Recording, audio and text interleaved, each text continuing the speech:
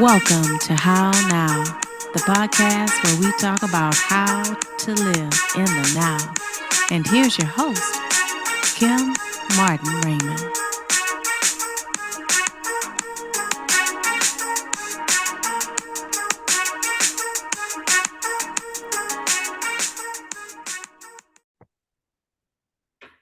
Peace and blessings, and welcome to this edition of the How Now podcast, where we talk about how to live in the now. I am your host, Kim Martin Raymond. I'm a minister, spiritual life coach, author, and founder of Redefining You LLC, where I help my clients to realign themselves, mind, body, and spirit.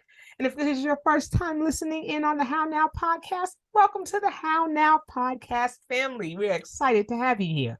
Make sure that you go to my website, www.hownowpodcast.com, and make sure that you choose your favorite podcast platform, click on it, and then you can like, follow, and share to be kept in the now. You can also scroll down to the bottom of the screen where the banner is, and it will take you to the How Now YouTube channel where you can like, follow, subscribe, and share there as well. So again, that is www.hownowpodcast.com. We look forward to seeing you there. Okay, so let's get into today's show. Today, we're going to be talking about putting the joy back into parenting. And we know that parenting looks so different nowadays. You know, it's not just a mom and a dad. Sometimes it's two moms, two dads. It can be grandparents. It can be siblings. We're seeing parenting taking on a whole different shape and form as we move through these years and as times continue to change, not just during the pandemic, but during many years prior and the many years to come. So parenting is going to look different. So we want to talk about putting the joy back into parenting. And my lovely guest today is going to be helping me to go through the weeds on how to make that possible. And as is customary with the How Now podcast, I'm going to have my guest to introduce herself at this time. Good morning. Good morning. Hi, everybody. My name is Joanne Light. I live in Boston, north of Boston. I have been married for almost 51 years to the same person. And we have raised a family here in Massachusetts. And I have a passion for parenting as I've dealt with my share of the issues that one needs to navigate to be a parent. It's hard. This is the hardest job a parent will have, whether you're a dad, a mom, a grandparent, a cousin who's involved. It doesn't matter, aunt and uncle. I believe that it's really a very difficult thing to do, and asking for help and learning more and more and in improving your skills. Right. It is a skill set. I mean, obviously you just love your children to death, but there are lots of things that come automatically when you become a parent. Right. Fear, for one thing. You know, you're afraid of everything. You're trying to protect them, and you inside, you know, you can't protect them from everything. Right. But you give it a go, you give it a try, and along the way we make some mistakes. We don't let our kids make mistakes. So I'm an educator at heart. That is my role and my passion. I've always been in education. I've taught high school, and then I was an administrator and a counselor at a local community college for over 30 years. Wow. I spent a lot of time with students, faculty, administrators, learning how to run meetings and be cooperative, and watching people blossom and bloom, because community college is a place where people who are ready to change their lives. Right. And that is critical, I think, to all of us, especially in these days. We can't let our negativity bias and our that bias of kind of going along with what's going on and accepting everything you hear and read. You have to be an intentional, open-minded person. So I work with parents, mostly parents of teens, but all parents, whatever your status is as a parent, be it an adopting parent or a natural parent or whatever you are. I work with parents so that they can have some strategies and skills in dealing with the challenges that come every single day. And of course, pandemic was part of that. But I love teens. I taught teens. I feel that they get a bad rap. There are too many parents who say, oh my God, now I'm going to hold my breath for 6 years, or they dread, they're in the supermarket and they have a little one in the carriage, and you have your little one in the carriage and the cart, and the person behind you says, oh, enjoy it now because wow, Right. the worst is yet to come. Well, That's that's not a good way to go into it. We have to not dread those challenges. right. And I think teenagers, parenting teens has to be something you embrace. That's right. So that's where I found my passion. My own kids, believe me, I made my share of mistakes. They're all adults now, but not Right. necessarily all perfect, happy, wonderful adults just living their lives. It's always a challenge. So that's what I do. I have been on podcasts and summits, and I network, and I work with individuals, I work with families, and I just love trying to help. And I always feel if I can help people navigate these challenges, they can enjoy this role a little bit more, though it may be hard. And so if I help just a couple of people, it feels good, because it's really our responsibility, especially now where the world is at, for us to raise a new generation of leaders. We really, really, we're all under the gun, so to speak. It makes me very sad to see how troubled kids are today. All the kids, even the elementary kids, but the teens are really under a lot of stress, and they need their parents to be aware of that and emotionally intelligent. We could talk about emotional intelligence. I'm all about emotional intelligence. Absolutely. Absolutely. So I'm looking forward to that. Absolutely. Because I mean, when we talk about parenting, you know, we're like I said, it's so different from when we were parents. It was so different from when my parents were parenting. When we were parenting, when we were parenting our children, you know, and I mean, we have parents who are younger. We have parents who are in crisis themselves. And so it's very difficult for them to parent. But the one thing that has been consistent throughout time is that there is no instruction book that comes out when the child comes out. That's true. We have experts and people who have talked about parenting and talked about the importance of parenting and some of the milestones and things that children reach. But you know, there are so many variables that happen in the lives of our children that don't make the experience the same for everyone. And we have to, you know, be mindful of that. You know, it's going to be different. We have people that have children that some children are colicky, some children are fussy, some children are cool as cucumbers, and they've been no problem. I mean, yeah, my children were different.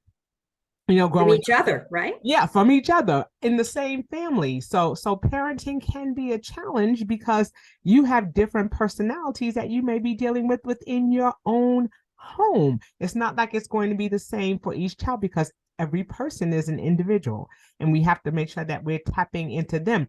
But more importantly, like you said, before we even talk about emotional intelligence, is making sure that the parents are able to tap into themselves. Yeah, I always say, Kim, that when I meet with parents, that it starts with you, because we all have generational patterns, things that we remember from our being brought up that interfere with how you parent, and in good ways sometimes, but not always. And it's really important for parents to look inside themselves. You've got to do some work. You have to realize what's important, what your values are. What is it that you want? Do you want your kids to be an extension of you, or do you want them to find their passion and you know, spread their wings and become who they want to be? I think there's a tendency in our Western culture to sort of guide them along, and you mean well, you intend it to be good, but sometimes you have to remember, are you doing it for you, or are you doing it for them? And that's a difficult pill for parents to swallow, because we all love our children unconditionally, and we don't always handle it that well. We get hooked into that ego, and you need to let your judgment and your ego and your expectations to be moderated according to the child that you have. And you know your child well, so you have to sort of adjust. And that's why I'm really hot to talk about or to share with parents emotional intelligence, because if you are self-aware and self-regulated, you can, and modeling for your children, Right. your behavior impacts them. And Yes. when they're teens, you know, I hear all the time, oh, they don't need me anymore.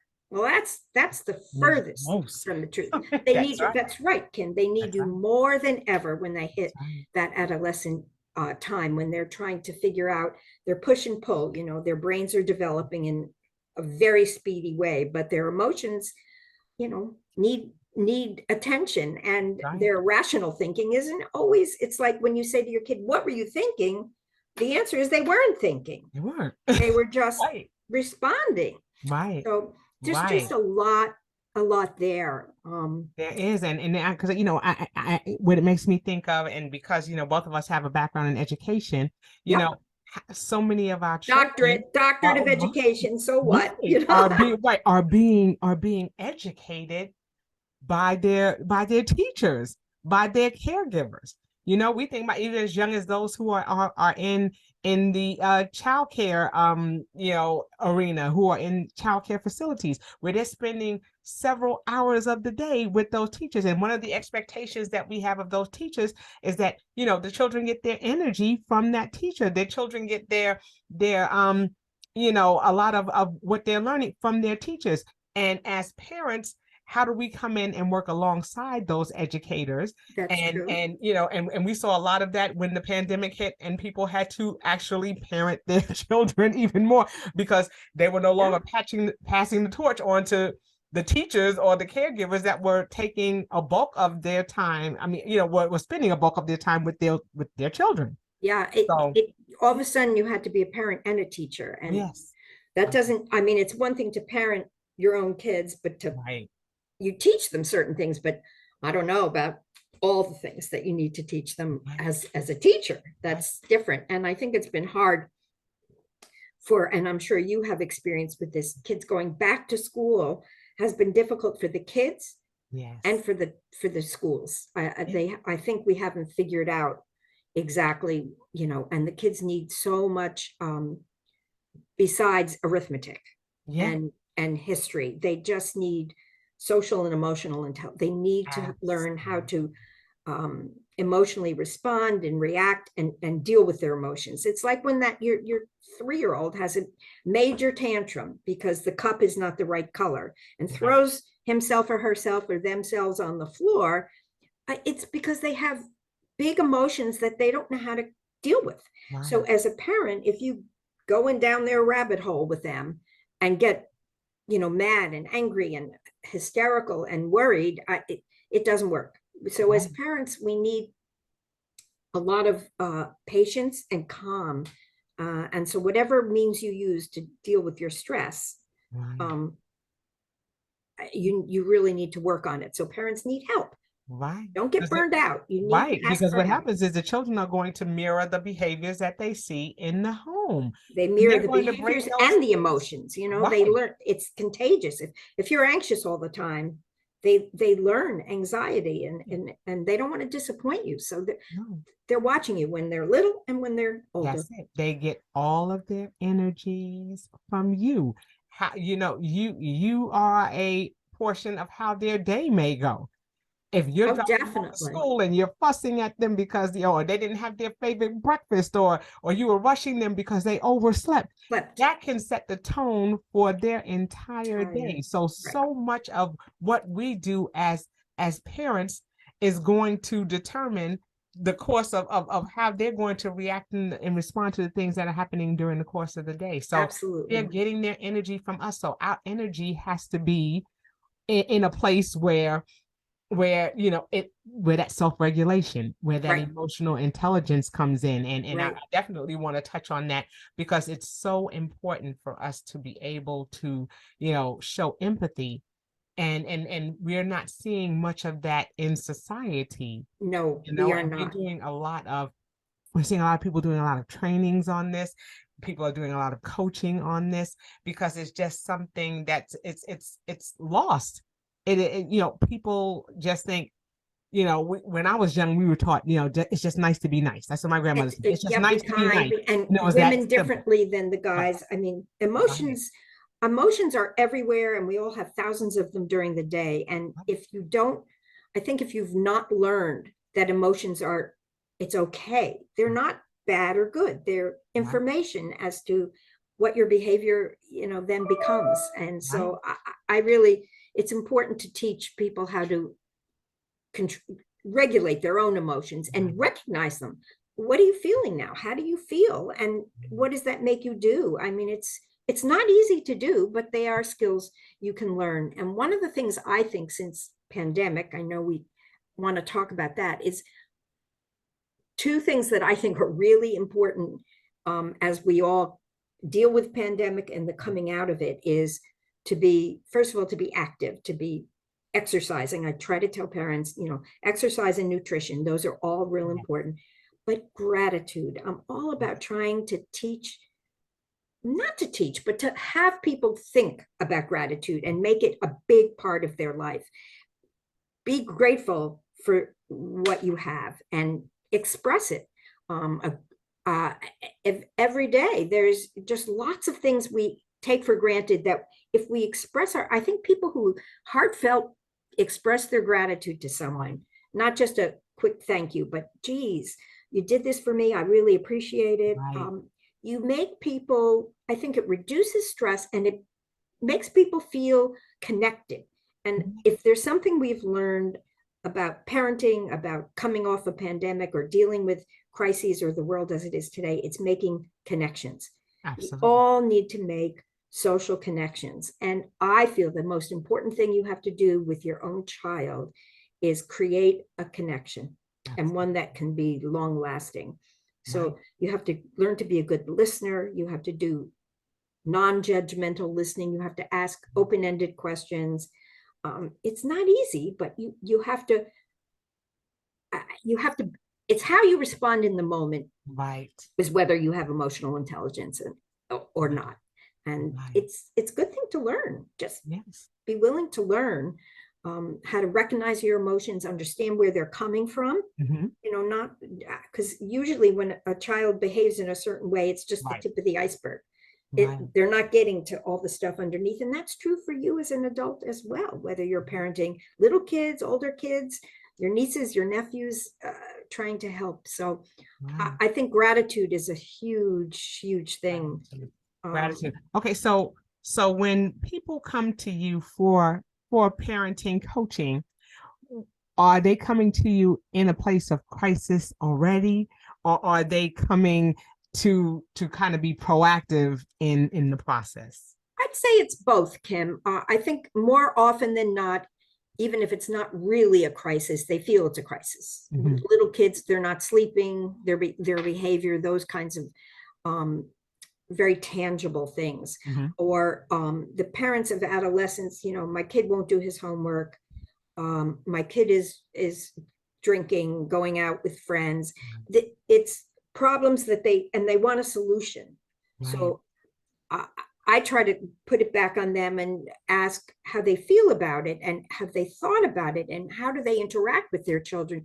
And as I said earlier, it just starts with you. I could give you a tip.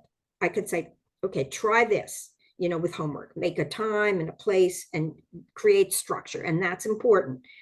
But what is else going on? What is all the turmoil? What is the reason? Why is your kid resisting homework? And try to understand, ask them questions, be empathic, because our kids want to be seen. They want to be understood. They want to be soothed. They want to feel safe. And if you make your home a place of where it's safe to talk about anything and to be who you are, then they can go back out in the world and be much more confident and competent, I think. And teaching them to be grateful for what they have, even if it's little. I mean, even the parents who feel that they're not giving their kids, everything that they want financially, there's a whole lot of other ways to teach kids gratitude. And it creates, this from your own business, cooperation. It's all about cooperation. And if we can create cooperation at home, our kids know how to go out in the world And Yeah. boy, we need people to go out in the world and learn to talk to each other and Mm. cooperate. Yes, because like you said, we are parenting future leaders, and Absolutely. we don't want our children to be children that are self-centered, children that lack empathy, children that don't appreciate the small things that they have. I mean, Right. that's so critical. I love that you say gratitude is the first step, because we have to show our appreciation for the fact that we're here, we're together, we're a family, You you woke know. up this morning, That's right. That's right. When you went to go turn on that water to brush your teeth, that water came on. Right, When you turned on that light in the bathroom, that light came on. right. You didn't wake up under the stars. You woke up in a nice, comfortable bed, Yeah, and it was warm or it was cool. The temperature was just right. And we have to, make sure that children appreciate those things. And absolutely. sometimes we don't. They just accumulate things, and it becomes, they become the accumulator of things, but they don't appreciate them. Right, right. That's why you have children who have cell phones, and they crack the screen. They're just like, okay, I need another phone. It Yeah, becomes just, a means to an end. I need this, not the fact that, oh, I broke it. I'm sorry I broke it, or I'm sorry that I was careless with it, or that I didn't appreciate, that these phones are not cheap, right. but And I if they broke it, did and all I that, want to know is what, I need another one. right. But if You they know? had a different response, Right, your empathy would be, you right, know, because right. empathy, people get mixed up between empathy and compassion and sympathy. I think Yes, they're all pretty different. Empathy is harder to achieve. It's when yes, you really you ask enough questions and you connect in enough way that um you're really experiencing their emotions and right, understanding. When you're right, sympathetic, oh, you kind of feel sorry for someone, but you always see it through your own lens, through your right, own perspective. right. Oh, I'm sorry, I know how you feel because I did such and such and I lost my friend. Or yeah, Yes, that's sympathy. That's right. not really It's empathy. And not compassion, empathy. I think, is when you feel sad for on behalf of someone, but you Right, also want to help. You want right, to listen. You want to, that. And if you have compassion for your kids, it's easier for you to have empathy and for them to develop empathy. right. Developing empathy is not it. It It's is. not just boom, it happens. You have to You're work at it. absolutely right with that, because I mean, it's just a matter of children understanding that you're if it's something that's happened to a person, that you're sorry that they had the experience that they had, but you're not negating that they had that experience. Because we hear nowadays about, oh, you're being extra, you're doing the most. You hear those types of terms, and it's just like, you're not showing, or you're not acknowledging that person had that experience. Right. And Right. we have to be so careful not to do that, Not especially to with bring our your children. experience necessarily Right, into it. right. Or like I said, just to tell somebody that they're being extra or they're overreacting. It's Yeah. real to them. It Yeah. is real to them. The feelings and the emotions and the experience that they're having is real to them. Right. And And it's if you so say, important don't that we worry, or acknowledge it. it'll be okay, or Right. at least, What's making at them know least that you it's know better going to now. be okay? Right, That's dismissive, right, Kim? I mean, right, that's not right, really being emotionally intelligent. That's a really good example that you're right, giving of someone who's not emotionally intelligent, right, because, you know, that's it's so easy to do that.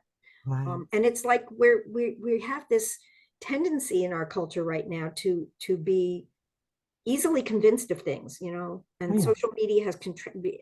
Oh, We don't yes. really look hard into what is at the root of something. Right. That's and parents really need to do that. You Right. We learn need to to be trust and childlike again, connect. just like children always ask, why, Yeah, why? right. Which is What we need to do, great. we need to do that too. We need to go about saying, well, why is it that I feel the way I do? Why is it that I'm reacting in the way that I'm reacting, and really getting to the root of it? One thing that makes me Exactly. think of, Joanne, is when I think of a flower. If the flower or the plant is starting to wilt, we don't throw the plant out. We start looking at, okay, well, maybe I need to change the soil, or maybe I need to water the plant, or maybe it needs sunlight. We start looking at how we can change the environment. We don't get rid of the plant, we change the environment around it. So when I think about a child, it's like, okay, we're not throwing the child away. we're looking at the environment that they're in and saying, okay, what is it that I can do to change this environment that's going to help that child to blossom and to grow into the human being that or the leader that they need to be in the future. And they're meant to be exactly who they need to be, right? Yeah. So I mean, that it's so important that as parents we try to see what we can do to make things better. And I think a lot of it, like you said, starts from within. What am I doing as a parent? Yeah, what am I doing as a parent, or what can I do, or seek the help. And that's the thing. Sometimes our pride gets in the way, and we don't ask for the help. And there's a lot of help out there now, and lots of resources. Or you don't take care of yourself. You just think you take on that martyr role. Okay, I'm going to do everything. Right. Well, you can't do everything. No. That's the first thing I say to people who come and seem burned out. Wait a minute. Tell me about your day. Right. Okay. Did you really have to do that piece? Or what are your priorities? If your values are that the house has to be clean and that's more important, well, fit that in, but figure out a way to not make it so that you have no energy left when your kid comes home from school. It's important for every parent to have alone time with kids. Yeah. Some piece of every day. And, when the teen just runs upstairs, you have to accept that and make a time when you feel they're going to respond to you. Right. And that the only connection that you have with them is not when you're disciplining them. That's right. Because then they're going to act out, because that's the only time you pay attention to them. That's it. Not, oh, your outfit was nice. Hey, let's go to the mall. Let's go out and eat, or let's go for a walk, or let's go and do something fun. Right. It's always that you only come when it's time to drop the hammer on them, or the shoe drops on them. That's not when we want to have our interaction. No, if you're only yelling and nagging, no yelling. That's what I tell every parent. Okay, first rule, no yelling. You have to figure out how to get around that, how to change your response in the moment. You really, the nagging and yelling, they stop listening to you after 3 seconds. That's right. They're not really, especially when they're teens. That cuddly toddler might, be fine with you, trying to explain everything, but the teens need you to really openly and actively listen, really listen, not talking. Most parents talk 75% of the time and listen 25%. Right. And your goal is to flip that. Right. I say flip it. When they want if you build trust with your kids, Kim, with your teens especially, I think when they need something, they know that you're there. You've modeled how to problem solve. Right. And if they can't do it themselves, they're going to ask.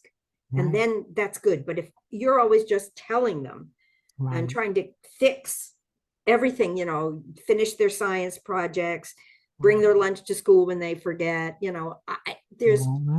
we all want to do that. I mean, right, guilty as charged right here. Right. I remember running out the door. Oh my God, he forgot his lunch. I'm going to drive it over. What? Right. Let them suffer he's going to be hungry, or he'll have to be clever and ask a friend. Have a snack for him when they get home.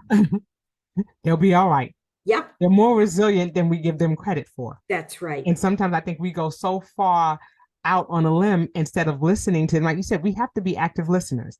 Sometimes, your child may get a boo-boo and you're ready to, cast their arm, and all they wanted you to do was kiss the boo-boo. Right. Kiss the boo-boo. That's all they wanted. And then they go skipping off, and here it is, you're having a coronary because you're thinking, oh my God, I need to do this and that. Oh my God.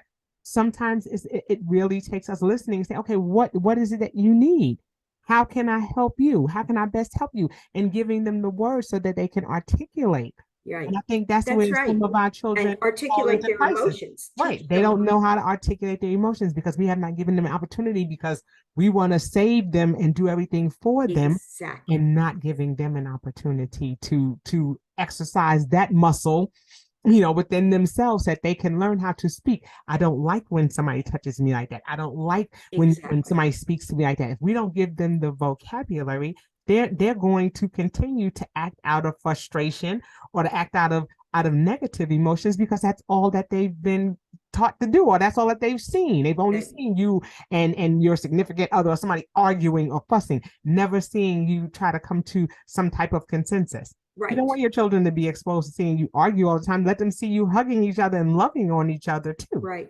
And figuring things out as a team, really. Yeah. And I think pandemic helped families a little bit in that, they were spending so much time that I know lots of families tried family meeting, and I think that really embraced that sense of working as a unit.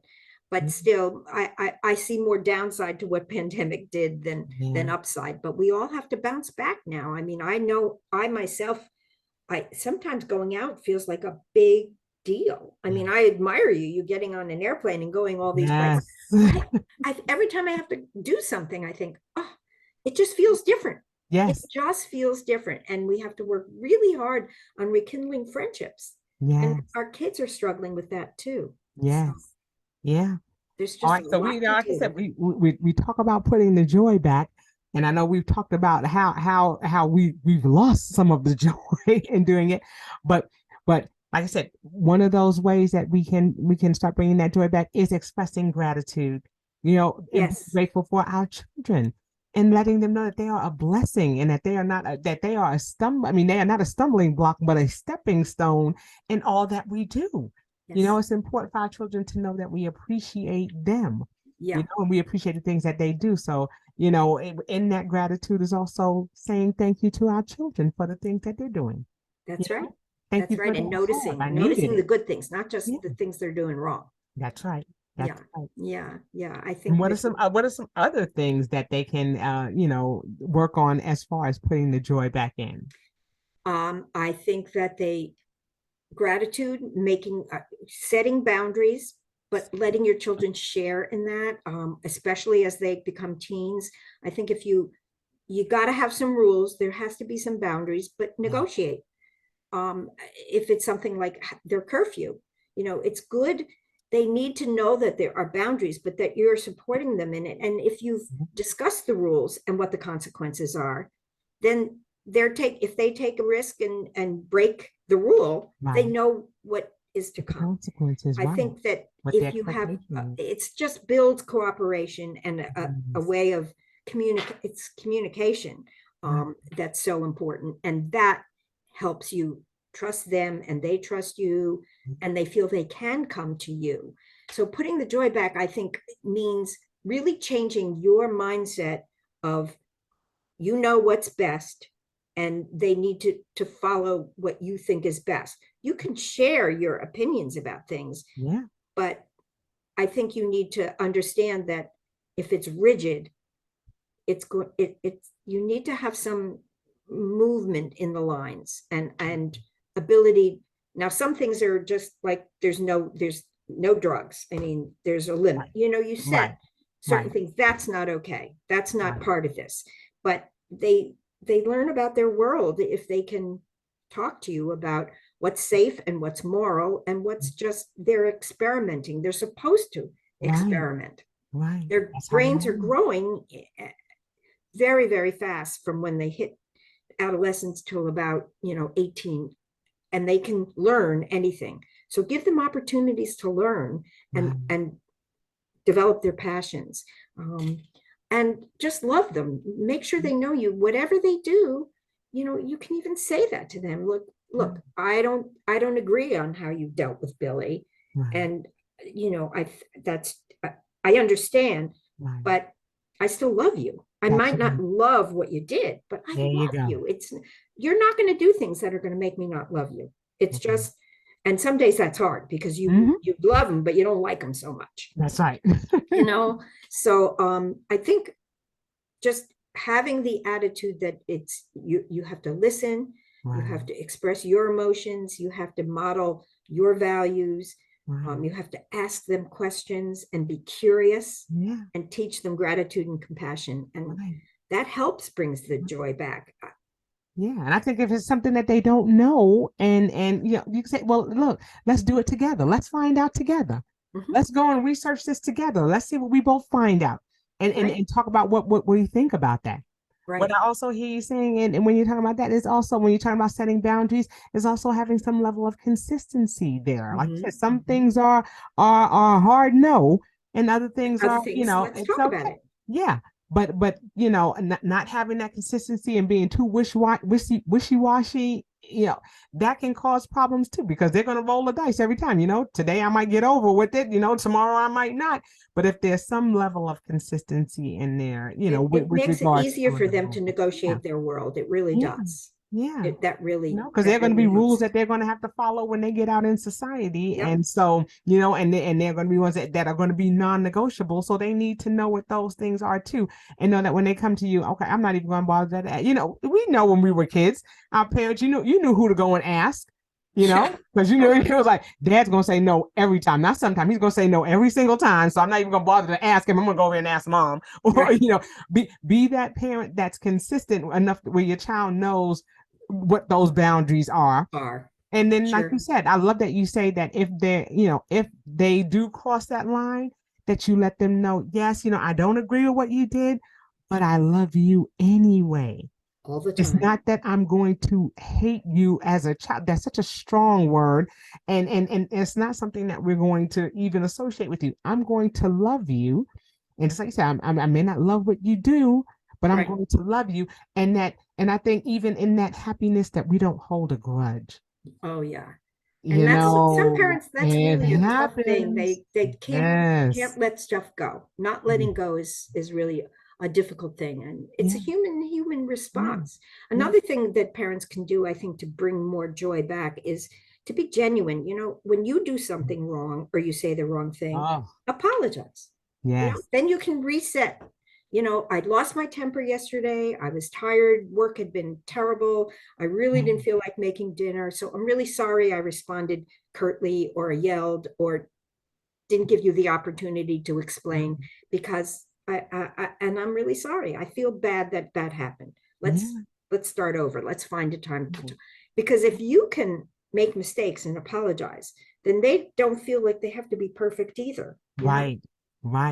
Or that's that pretty you think important. that it's okay for you to do anything you want to do and they can't do anything. Then they feel like, okay, so I'm just going to get attacked every time I do something, and I can't ever be wrong. Yeah, perfection is not a good goal for your kids or you. It's just not. It doesn't happen. It's not going to happen. Can I make a plug for something I recently participated in? Absolutely.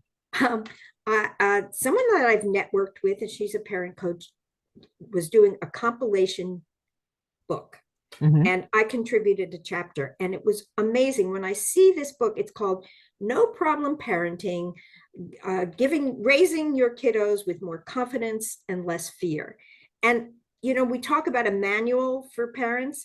This book is just a good example. I mean, there are a million parenting books out there, as you say, and I could certainly recommend some authors that I think are great, but this is coming from people, experts in the field, the health side, the well-being, the nutrition side, the grief side, and lots of different perspectives on parenting. So it's on Amazon.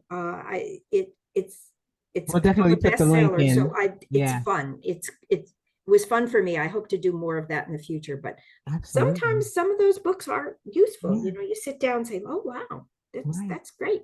But it's amazing because parenting is not just when people think about that, they think about the discipline aspect. Like you said, it's the social, it's the emotional, it's the nutritional part too. Because how many of our children, especially in this Western society, are obese and have issues with weight, or you have children that are bulimic, or you have children that are anorexic, you have children that are going through all kinds of things, with regards to nutrition. And so it's just so many aspects of parenting, that go beyond just the discipline and the behavior. Everyone focuses on behavior. Everybody focuses on that. When we hear about children going into the school setting, whether it be private or public school, we hear about the behaviors. We don't hear about the nutrition. We don't hear about the social emotional. Now we are starting to hear more about it because it's more prevalent, because parents are now starting to, see, oh, I didn't realize that my child was that much of a behavior issue until I had to be at home with them 24 hours a day. Really and they were like, wait a minute, I didn't see all this. Then all of a sudden, we started seeing teachers getting roses and getting thank you cards and gift cards, because now people are like, that's nice. I like that. Right. We now we see what you all were doing. And as educators, we were like, this is what we've been trying to tell you guys for years. We've been trying to tell you this for years. And, thank you for now finally seeing what it is, feeling our pain and seeing our pain and, right. dealing with it. But it all goes back to relationship. It all goes back to partnerships. Right. And because our children spend so much time in group care, whether it be daycare, whether it be Daycare or public school or Mhm. private school, we as parents also have to make sure that we're partnering with our The children's schools. educators, Yes. so that way we're working together, so that way there's some synergy that's happening there, so that way we can bridge the gap, so that way we can understand where troubles may be happening in the school setting, and say, okay, well, I realize this is happening. What can I do?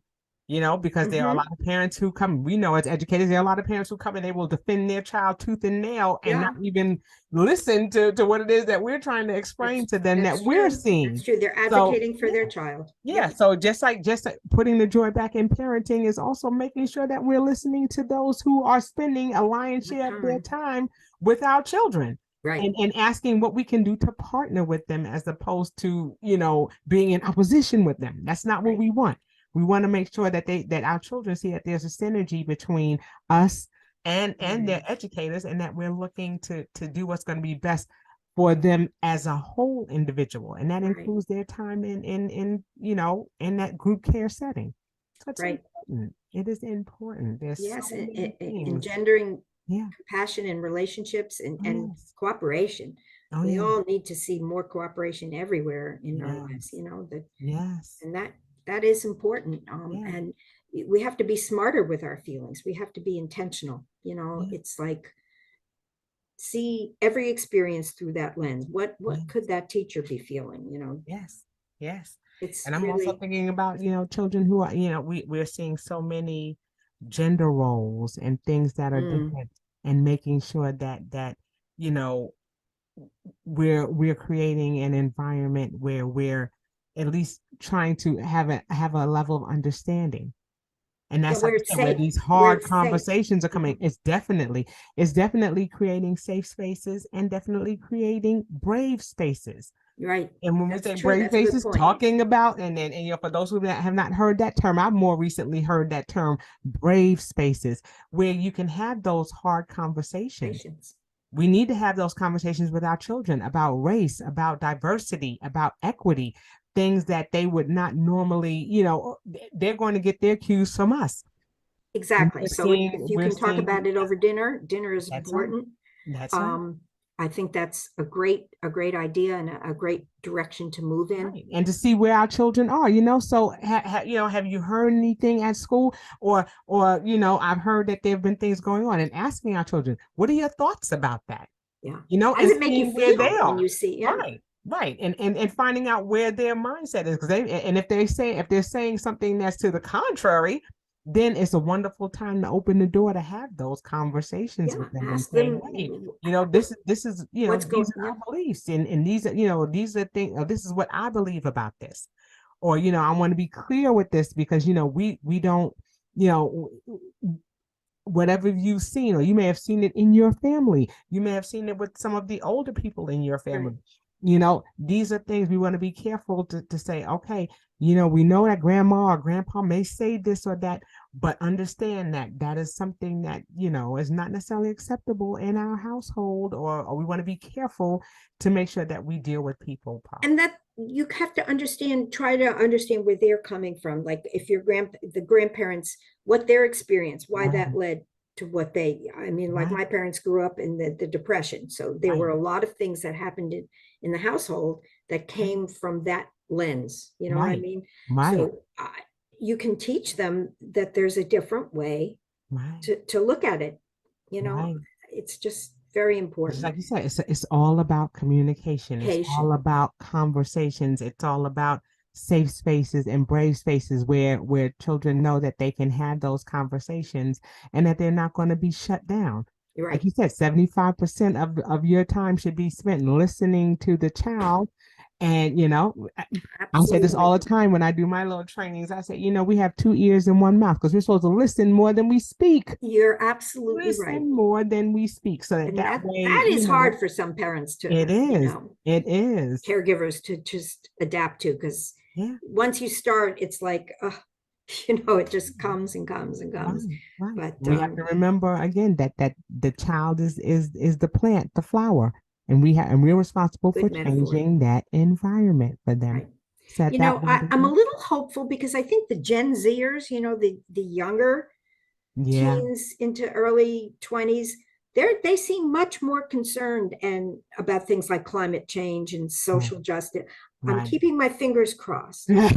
At least they're asking why. Yeah, And they, we were taught to be seen and not not heard, heard. That's right. and whatever mom, grandma, whatever they said, that was law and that was it. That We- is the so absolute yeah, opposite of what yeah.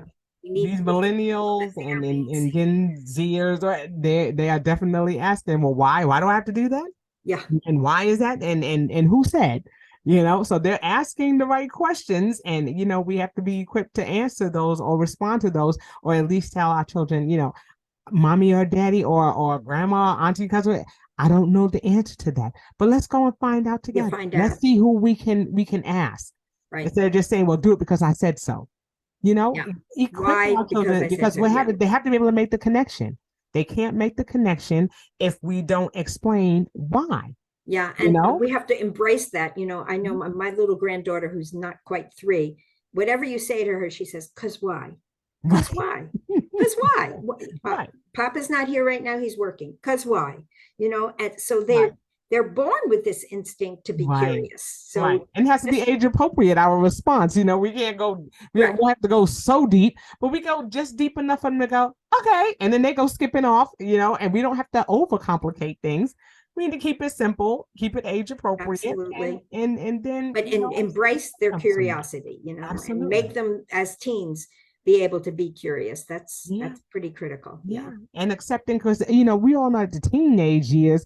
That's when they're exploring their Everything, their clothing, their identity. identity, everything. And so we have to really be champions in that and saying, okay, yeah, it's a little weird. Oh, wow, that's a cool color that you chose. Wow, okay. And if it's not hurting them or those around them That's good. physically, they can do it. It's okay. It's Right. okay, Right. and we have to stand down sometimes. We're so quick to stand up that sometimes we don't sit down and we And need to we sit need to down. move out of the way. Yeah. That's it. Yeah. That's it.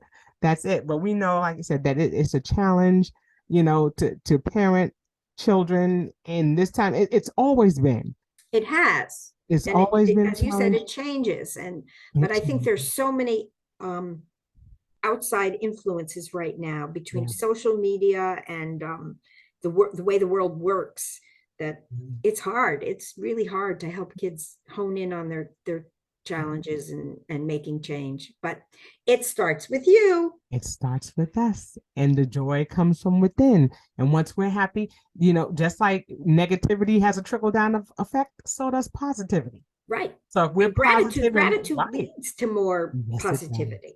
That's it. Makes you And it's feel going to trickle abundance. down to your children. My children, I think about when my children were growing up and they used to come and say, well, mommy, I want a new Barbie. I would say, okay, bring me your old one.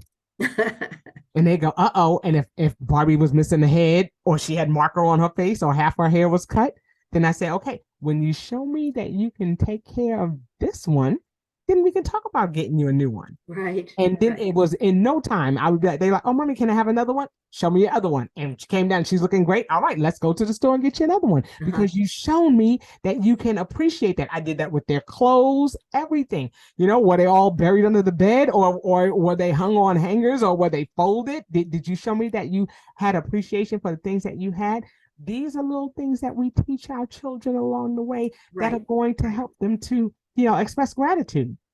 And we need to see a lot of that. They need to see empathy. They need to show us not blowing up or being angry all the time, but show that we have compassion and that we're trying to learn to self-regulate so that way they can do Yep. it.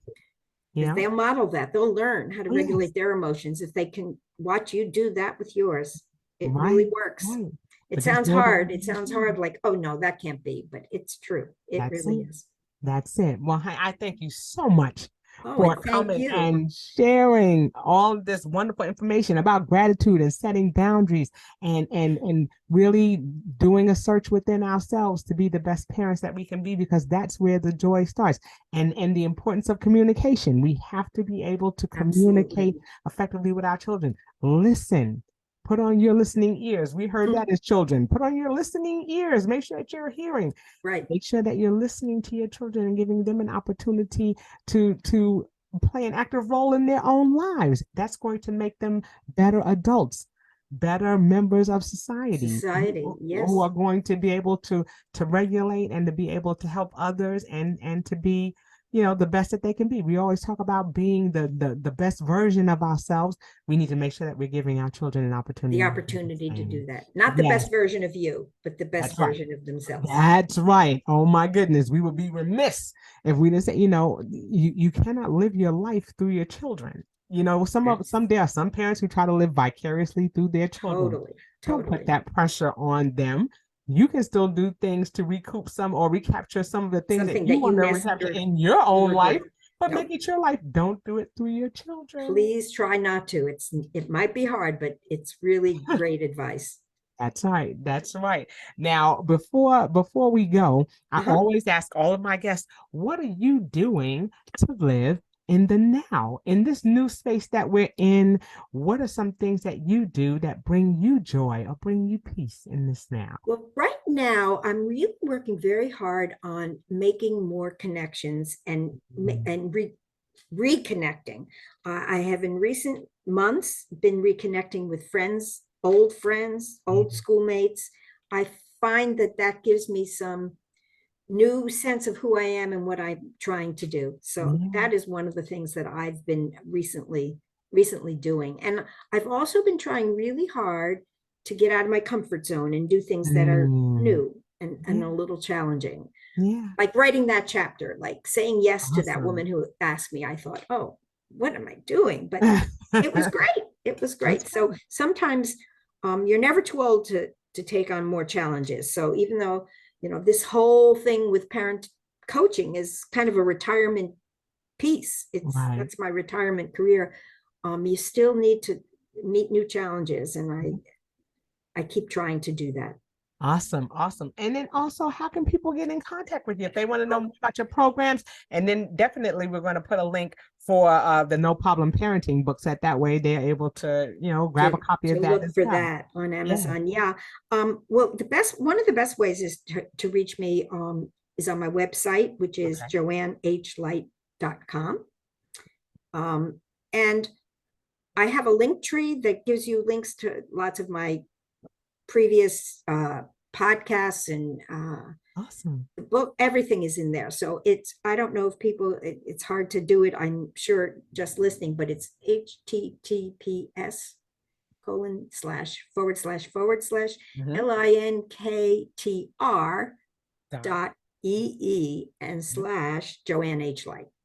Joanne H. Light. Yes. And we will put that in the bio for the show as well. So That's that great. way they can reach They you can on find me. all different platforms. And are there any parting words that you'd like to give our listeners before we Hmm. go?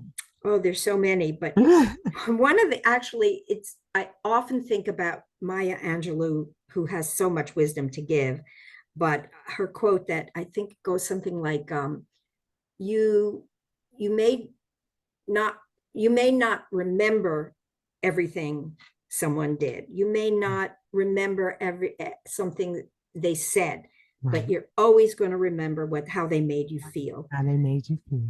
That's right. So that That's right. that I think feelings need more attention, lots more Yeah. attention. Yes, and that all goes to speaking on that emotional intelligence, tapping Yes, into yourself, tapping into the things that make you the best version of yourself, yourself. that will help you to show empathy towards others.